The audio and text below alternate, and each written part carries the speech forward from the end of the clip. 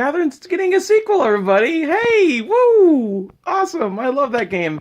One of my favorite games of all time, in all honesty. But that brings up a very important question for today and today's vlog in particular. And that is transgenders in gaming, which is a delicate topic, unfortunately. Of course, it has to be. After all, we're only just now getting started to really be a thing amongst society and whatnot, which sounds kind of weird because we were, but we also weren't. Admittedly enough, I didn't really hear about transgender people probably until I was like 17 or so, because I was like, I don't know what I am. What the heck is this thing? And then I figured it out, and I was like, that makes a lot of sense. And I finally was able to put pieces together and whatnot. Although, in terms of historical significance and whatnot, that is definitely not the case. There's been transgender people all around. They were one of the very first people to actually, get things going and whatnot. They created the LGBT, which is actually not a cop-friendly thing. It was against cops at the time because of Stonewall and whatnot. I don't know the full thing, but that's essentially what it is and everything. But it's just to say, in society as of right now, we're getting to be more and more of a presence in comparison. And it's a bit startling how it's all happening, and I will admit it's one of those things that I think a lot of my fellow brothers and sisters do not seem to understand when it comes to we are moving too fast. And I understand that moving too fast is also something that's like, why didn't this happen earlier type of situation. But it's definitely something that's concerning to me when people kind of look in the media and whatnot and why isn't this and that? People are not being represented properly and whatnot. And that's what kind of brings me to Catherine. Catherine is a game made by Atlas, which by all means is not a queer folk friendly company. At least Atlas Japan is not. They have a tendency to queer bait. They have a tendency to not validate queer, queer personalities, lifestyles, and all that others and such. It really is more of a matter of just they don't put in enough effort, nor do they care. And that's a real big problem there because Atlas USA can't exactly do anything despite any stances that they may or may not have. And by all means, I'm not directly against Atlas USA because of that. Although the very fact that they do have to translate all that stuff and they do not take any liberties in that particular part is a bit concerning. It's a bit concerning, but not by a large deal. So by all means, this is not an attack on Atlas USA, as it is just understanding that Atlas Japan is not queer friendly. It just isn't. It never has been. That has a lot to do with Japan and the way Japan is. And I suppose I should get into why Japan is that way. Sorry, we're diving into a bunch of topics and subtopics and subtopics and subtopics and subtopics, but that's kind of the way things go around here. Japan in particular is a very odd place when it comes to queer folk because they recognize queer people exist and they recognize the validity of the sexuality to a point. And what I mean by that is that being gay or having romantic relationships with same-sex couples is considered childish. It's considered a childish way of looking at romance and whatnot. And that's why you find a lot of this kind of stuff in anime and whatnot, but not in any other area in particular. They are very much you're going to marry and you're going to have kids and it's going to be all kinds of traditional and whatnot. That's the reason why you see a lot of anime and why it's really confusing when it comes to that, because it's but they have Yuri on Ice, they have Yuri, they have all these gay TV shows and whatnot, and it's yeah, in the same way that a lot of kids pretend to be dinosaurs, that's their line of thinking essentially, and it sucks because it's pretty much that way throughout this whole entire thing. But aside from that, it's not treated well in that regard. It's more so acknowledgement and not necessarily make fun of, but also make fun of. It's weird. in that regard, and why it's kind of harder to understand as an American looking into Japanese culture. I still don't know all the details about it, but for the most part, that's what I understand about it. So, yeah, that's what we're dealing with. And unfortunately, Atlas Japan not particularly looking like it's going to change its ways and whatnot. So Atlas Japan, of course, makes a bunch of games like Persona and Shin Megami Tensei and a bunch of other cool RPGs and really stylized adventure games and whatnot. Adventure RPG games. In particular, they have had quote unquote gay people in their games and whatnot, and it's been okay for the most part. It's more of a matter of just like understanding that they are a part of their own times and they do not respect in that regard. Yeah, so they're definitely gay people in Persona games, but they're either like really bad stereotypes or they're kind of like a harsh sense of like, I'm gonna go ahead and have this person do this and that, and that's what they do because that's what all queer people do. That's what all transgender people do and whatnot. And it's kind of linked into Catherine itself because Catherine, I love the game. I do. A game is one of my top 10 games of all time, legitimately. Has a character in it, Erica. And once we get started here, there is some spoilers. Just want you all to know there are some spoilers that are going to happen with what I'm talking about. But for that to be understood, this whole entire situation. So you already kind of may know what I'm getting at here. But in case you want to avoid spoilers, I'll put a time thing around here. Yeah, there we go.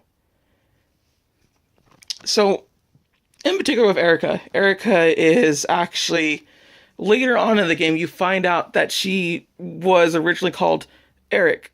So they refer to her as by her dead name, which by and large is a big no-no in the transgender community, and rightfully so. People complaining about that in particular, they're right, completely, 100% agree. That's bad. Don't do that. If Atlas is to change anything, I would suggest kind of changing it into a more positive light than anything else.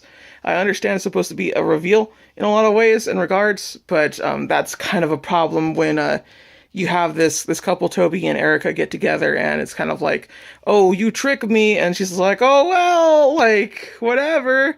Like, if they change that into a different scene where she's, like, kind of sad, like, I didn't mean to trick you or something like that, it will work in that particular regards. Then again, it's also a very kind of terrible issue, and it dives into a lot of other things that we've talked about previously about when to tell your partner and whatnot.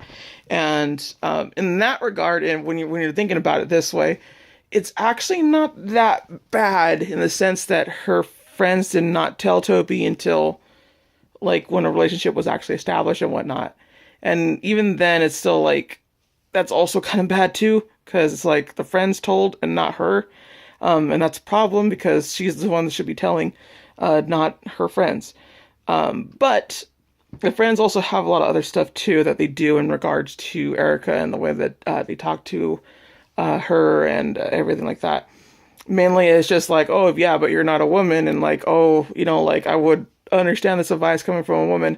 But the way it's played up, I feel people are exaggerating too much because it feels far more in a sense that, like, I've known you a long time as a friend, and I don't consider you that as a woman in comparison to you're not a woman in that regard.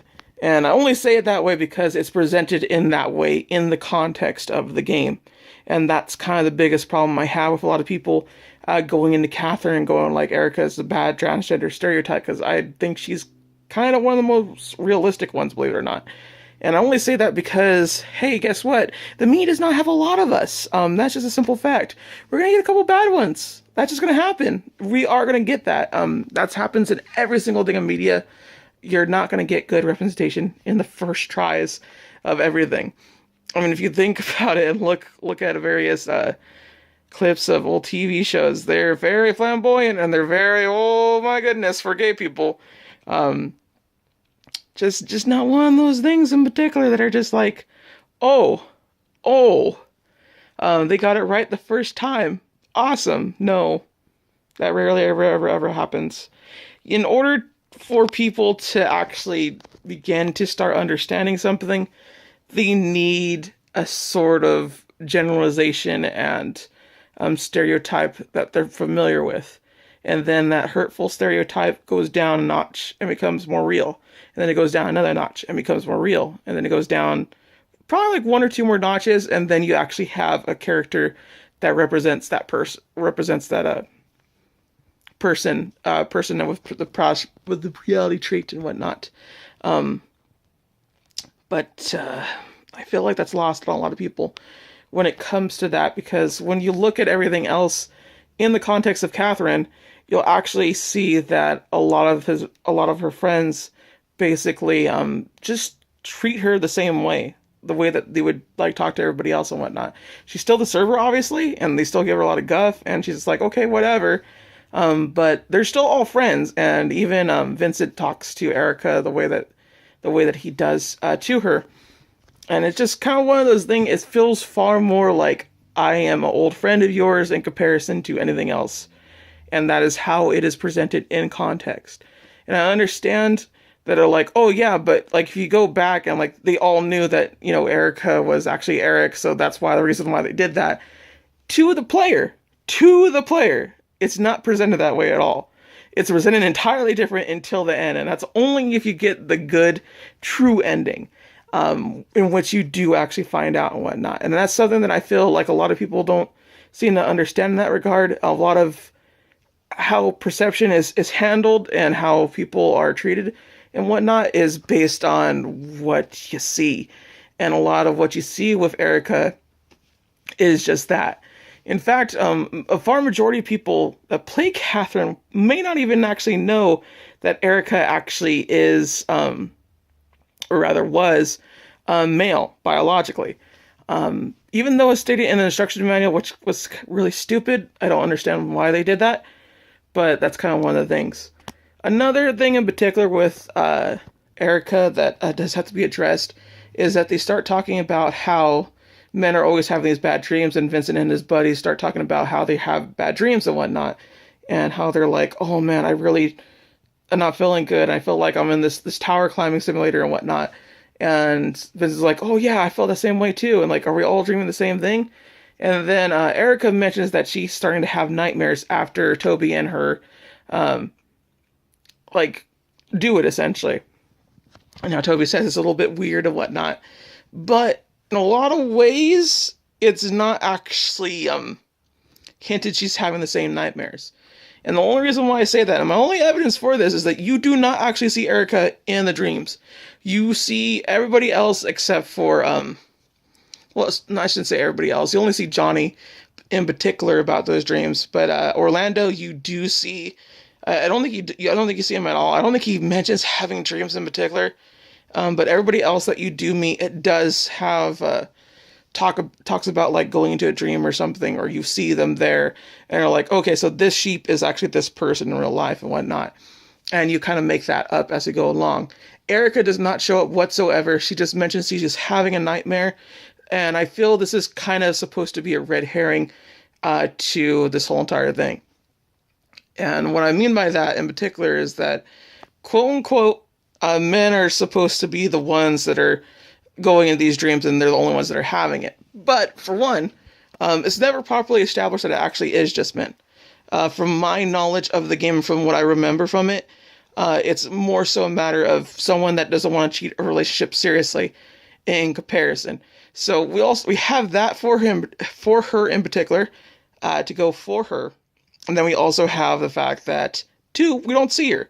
So this could just be a nightmare in general and not anything else that you would see. It's just kind of like, oh yeah, I'm having similar nightmares just because y'all were mentioning it beforehand or something. Something in that regard.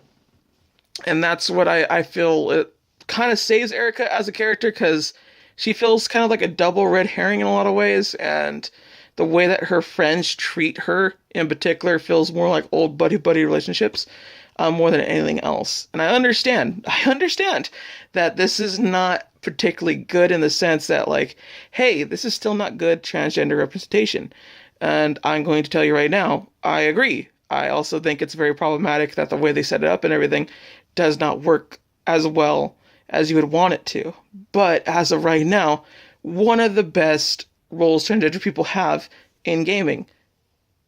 That's how low it is, in all honesty. She is not the best by far, by a long shot, the best example, but she is one of the best of, like, I think 5 maybe things you see, Poison being one of them too. Which I really like Poison. Poison's a real cutie. Then I think we also have Birdo, which is always played as a joke. Like, legitimately always played as a joke, so it's actually real bad. Poison's not, though. Poison's pretty much treated just throughout the whole entire thing. It's just like, whatever, and there's just small glimpses of, like, oh, but are you a man or a woman or whatever, you know? It's just kind of the thing. But largely that's the reason why I don't think Erica's that bad in terms of, like, hey, you know, this is transgender representation, but it's bad.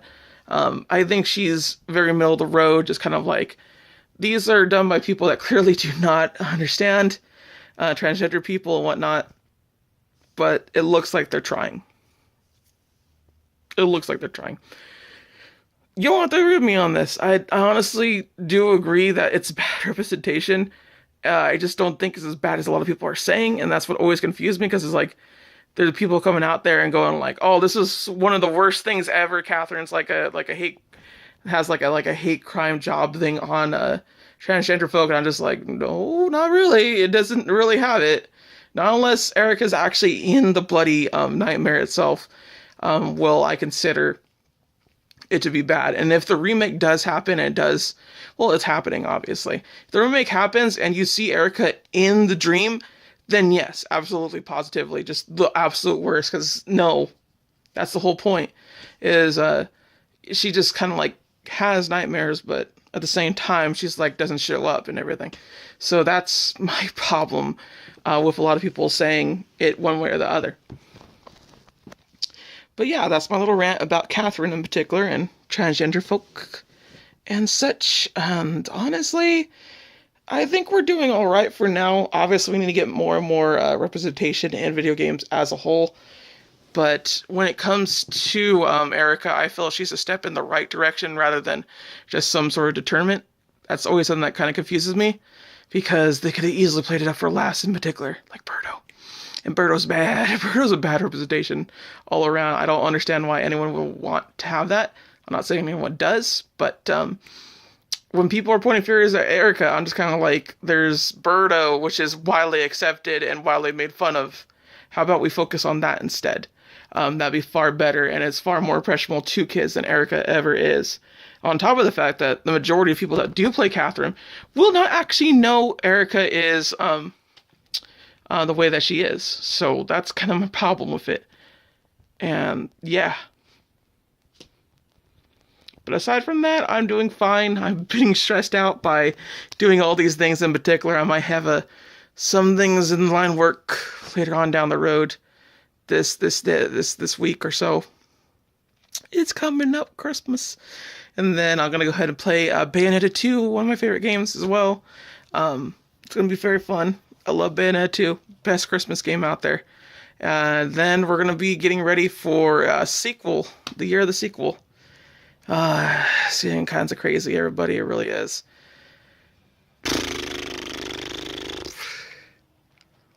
Just a lot of just work to do. I'm looking forward to it.